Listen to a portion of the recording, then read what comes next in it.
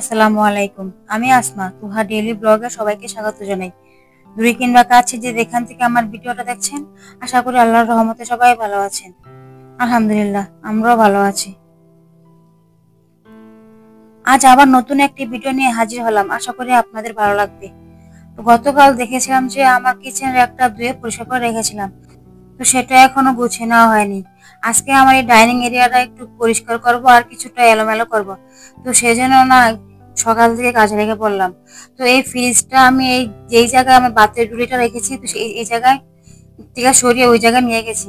আর যে জায়গায় জুতার র্যাকটা ছিল, তো জুতার র্যাকের জায়গায় আমি এই কিচেনের একটা রেখে দিয়েছি। তো কিছুটা একটু উলটপালট করে নিলাম, কারণ ফ্রিজটা যেহেতু অনেক বড়, তো এই জন্য না এই পাশটা অনেকটা জায়গা জড়ে ছিল। তো এখন এই পাশ থেকে ওই পাশ নিয়ে গেলাম। এখন মানে কিছুটা ধাক্কা দিয়ে ওই পাশে নিয়ে গেছি। এখন এই তার সাথে বাতের একটা রেখে দিলাম, তার পাশে আবার এই কিচেনের একটা রেখে দিলাম। আর আমি এই কিচেন একটার মধ্যে সবসময় এই পেনগুলো বিছিয়ে রাখি, তাহলে না একটু ময়লাটা কম হয়। আর এটা যখন ওই পাশে রেখেছিলাম, তো তখন না প্রচন্ড ধুলাবালি হতো। তো সেই জন্য ভাবলাম সেখান থেকে এই পাশে নিয়ে আসি, এখন কিছুটা ধুলাবালি কম হবে আর দেখতেও ভালো লাগবে। আর যেহেতু এটা সাদা, তো সেই জন্য বেশি ধুলাবালি পড়ে, তো দেখ কাজ করতে না সেরকম ভালো লাগছিল না।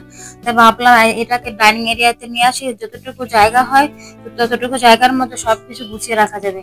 আর ডাইনিং এরিয়াতে রাখার কারণে এখন দেখতে বেশ ভালো লাগছিল।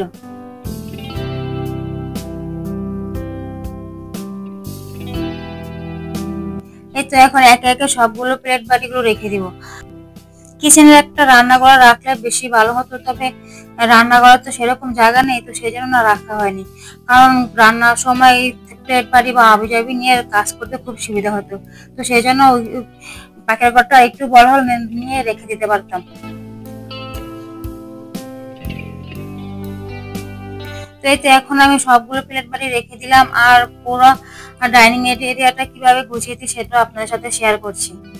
আমার ঘরে কিন্তু ডাইনিং টেবিল নেই, তবে এই রুমটা যেহেতু ডাইনিং রুমের জন্য ব্যবহার করার জন্য বানিয়েছে, তো সেই জন্য এটাকে ডাইনিং এরিয়া বলি। আর আমার রান্নাঘরে যে সমস্ত জিনিসপত্রগুলো রাখা দরকার ছিল, তো সেইগুলো সব এখানে নিয়ে আসি। যেমন বাতিটুলি র্যাক, তারপর ফ্রিজের সমস্ত জিনিসপত্র, তো এই রুমটার মধ্যে সবকিছু সাজিয়ে রেখে দিই। তো এই তো একে একে আমি পুরোটা রুম দেখিয়ে দিলাম। আমি আজকে এই ডাইনিং এরিয়াটা কিভাবে গুছিয়েছি আর আর সম্পূর্ণ জিনিস দিয়ে সাজিয়েছি, সেটাই আপনাদের সাথে শেয়ার করলাম।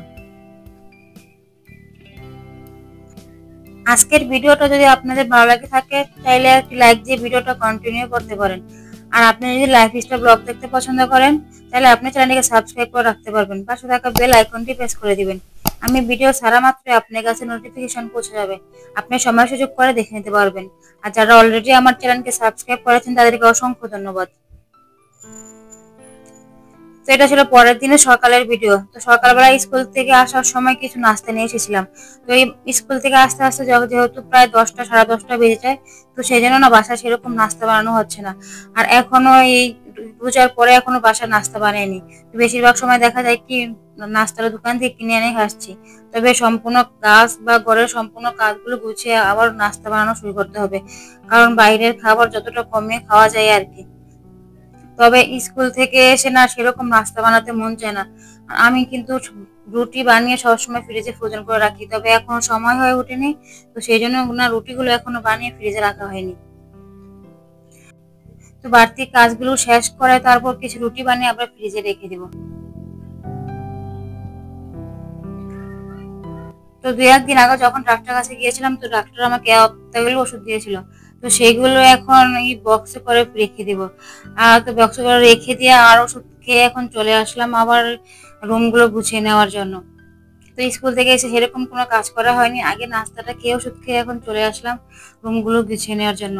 তো এই রুমে যেহেতু আমার ছেলে থাকে, তো ওনার সেরকম তো আর এখনো রুম টুম গুছানো বা অন্যান্য কাজ করতে পারে না, তো ওর কাজগুলো এখনো আমাকে করে দিতে হয়। তো দুই রুমটা গুছিয়ে এখন চলে আসলাম এই রুমে রুমগুলো গুছিয়ে দেওয়ার জন্য। এই পাশে দেখলাম বসে বসে তোহা পুটিং খাচ্ছিল, তো ওকে টিভি চালিয়ে দিয়ে গেলাম আর ও বসে বসে কার্টুন দেখছে। হয়তো বা দেখা যাবে এসে এসে আমাকে খুব বিরক্ত করবে। তো টিভি দেখছে আর বসে বসে ডাব পুটিং খাচ্ছে।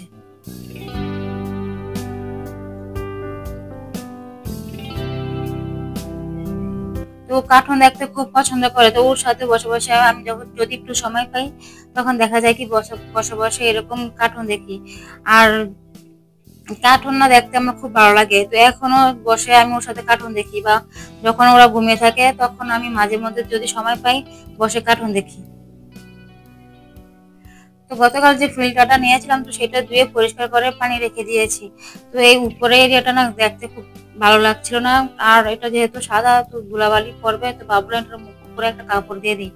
আর কাপড়ের উপরে একটা ফুলের টবও রেখে দিলাম, কারণ কাপড়টা তো বেশ পাতলা, দেখা যাবে বাতাস এলে উড়ে পড়ে যাবে, তো সেই জন্য এর উপরে একটা ফুলের টব রেখে দিলাম। এখন দেখতে ভালো লাগছে আর কাপড়টা খুব সেফটি থাকবে। স্কুল থেকে আসার সময় কিছু তরকারিও নিয়ে এসেছিলাম, তো এখন এইগুলো সব গুছিয়ে রাখছি। তো আজকে না সেরকম ভাবে কোনো তরকারি রান্না করবো না, তো সবকিছু এখন গুছিয়ে ফ্রিজে রেখে দেবো।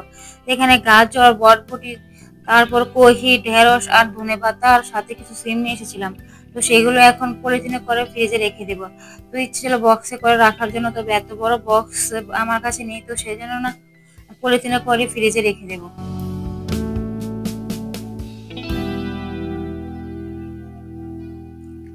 এপাশে আমার ফ্রিজের অবস্থা খুবই খারাপ হয়ে আছে।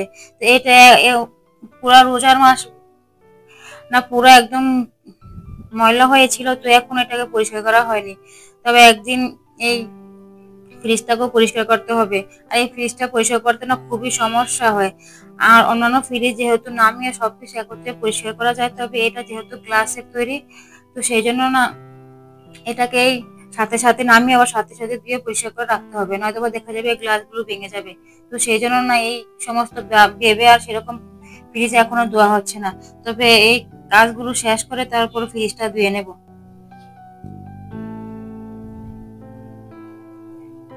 এখন চলে আসলাম রান্না করার জন্য। তো আজকে কিছুটা ডাল বোনা করব, তার সাথে সিম আলু দিয়ে ভর্তা করব, আর তার সাথে ডিম ভাজি করে নেব। আজকে না সেরকম বেশি কিছু রান্না করতে মন চাচ্ছিল না, আর মাছ মাংস খেতে এখন না কেন জানি ভালো লাগছে না। তাই ভাবলাম আজকে একটু ভর্তা করি, তার সাথে একটু ডাল বোনা করে নিই। আবিরের বাবা যেহেতু বাসায় নেই, তো উনি বাসায় না থাকলে না দেখা যায় কি আমি হালকা পাতলা খাবারটা একটু বেশি রান্না করি। আর উনি বাসায় থাকলে আবার দেখা যায় মাছ মাংস এসব নয় রান্না করতে হয়, নয়তো বা এই সমস্ত খাবার উনি বিষয়টা খাইতে চায় না। তবে আমার আবার এই ভর্তা ডাল এই সমস্ত খাবার একটু বেশি ভালো লাগে। তাই যখন আবির বাবা বাসায় না থাকে তখন আমি না এই সমস্ত খাবারগুলো রান্না করে খাই। তো ভাত আর আলু আর ডাল চুলায় বসিয়ে দিয়ে এখন কিছুটা তরমুজ কেটে নিব। এখন যেহেতু প্রচন্ড গরম পড়ছে, তো গরমে না সেরকম বেশি কিছু খেতেও ভালো লাগছে না, তবে তরমুজ জাতীয় বা পানি জাতীয় খাবারগুলো খেতে খুব ভালো লাগছে। তাই এখন এখানে একটু তরমুজ কেটে নিলাম। আর এই তরমুজটা আমার ভাই সকালবেলা নিয়ে এসেছিল, তো আর তখন কাটা হয়নি।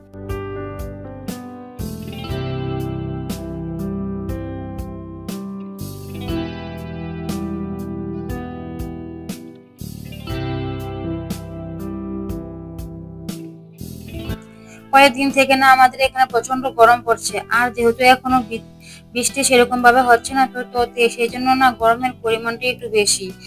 তো সেই জন্য না বেশি বেশি করে পানি খাওয়া হচ্ছে, আর পানি জাতীয় খাবার যেমন তরমুজ এই সমস্ত খাবারগুলো একটু বেশি খাওয়া হচ্ছে, আর খেতেও ভালো লাগছে। তো তরমুজ কেটে নিয়ে এসে দেখি আমার মেয়ে পুরা ঘর খেলনা দিয়ে ছড়িয়ে ছিটিয়ে আছে, তার সাথে আবার এই গাজর, যে সকালে যে সমস্ত তরকারিগুলো আমি নিয়েছিলাম, তো সেই সমস্ত তরকারিগুলো নিয়ে না কেটে কেটে এখানে বসে বসে খেলা করছে। ও তরকারি নিয়ে আসলে এরকম করে তরকারি কেটে কেটে পুরো ঘর করবে, তার সাথে আলু পেঁয়াজ সবকিছু নিয়ে আসবে, এগুলো বটি দিয়ে কেটে কেটে রান্না করবে আর খেলা করবে।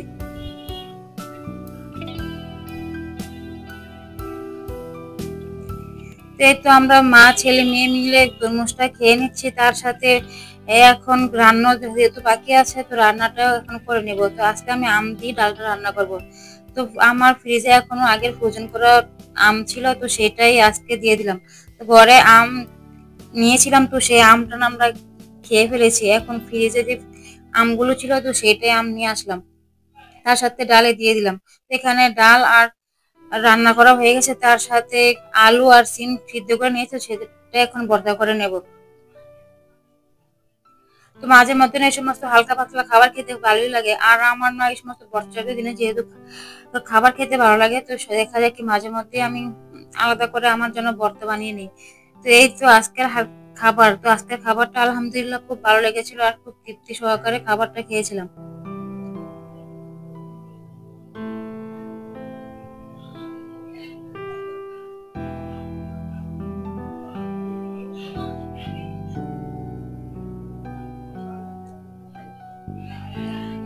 এখন চলে আসলাম বিকেলে নাস্তা বানানোর জন্য। তো আজকে না ওদের জন্য কিছুটা ফ্রেঞ্চ ফ্রাই বানিয়ে দিব। তো এই খাবারটা ওদের অনেক পছন্দ। দেখা যায় কি আমি মাঝে মধ্যে ওদের জন্য এই এই রেসিপিটা করে থাকি আর ওরা খুব পছন্দ করে। আর বাচ্চারা যেহেতু এই সমস্ত মুখরোচক খাবারগুলো বেশি পছন্দ করে, তো ওদের জন্যই দেখা যায় কয়েকদিন পর পর বানাতে হয়। আর আমাদেরও খুবই ভালো লাগে এই ফ্রেঞ্চ ফ্রাই। তো দেখা যায় কি মাঝে মধ্যে যখন সময় পাই বা কিছুটা হাতে সময় থাকে, তো সে তখন বানিয়ে দিই। তো আজকেও ওরা বলছিল যে ফ্রেঞ্চ ফ্রাই বানানোর জন্য, তো ভাবলাম আজকে বানিয়ে দিই। তো এখন আমি কয়েকটা আলু নিয়ে কেটে ধুয়ে কিছুটা সিদ্ধ করে নিয়েছি। তো এটা প্রায় 2-1 মিনিটের মতো সিদ্ধ করলে হয়ে যায়, কারণ হালকা সিদ্ধ করতে হয়, নয়তো বা বেশি সিদ্ধ করলে বাজার সময় ভেঙে যেতে পারে। তো এই তো কেটে পরিমাণ মতো তেল দিয়ে আমি ফ্রেঞ্চ ফ্রাই গুলো ভেজে নিচ্ছি। তো এই তো আমার ফ্রেঞ্চ ফ্রাই ভাজা হয়ে গেছে। তবে আর একটু লাল হলে খেতে ভালো আরো বেশি ভালো লাগতো। তবে এটা যেহেতু বাচ্চারা খাবে, তো সেই জন্য না বেশি একটা ফ্রাই করিনি। তো পরিমাণ মতো ফ্রাই করে নিয়েছি। আর এখন আবিরের ম্যাডামও চলে আসছে, তো ম্যাডামকে কিছুটা ফ্রেঞ্চ ফ্রাই দিয়ে দিব, তার সাথে তুহা আবির আমরা সবাই মিলে খেয়ে নেব।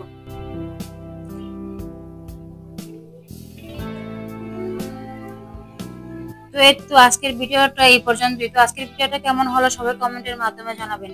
তো সবার সুস্থতা কামনা করে এখানেই বিদায় নিয়ে নিচ্ছি। আল্লাহ হাফেজ, আসসালামু আলাইকুম।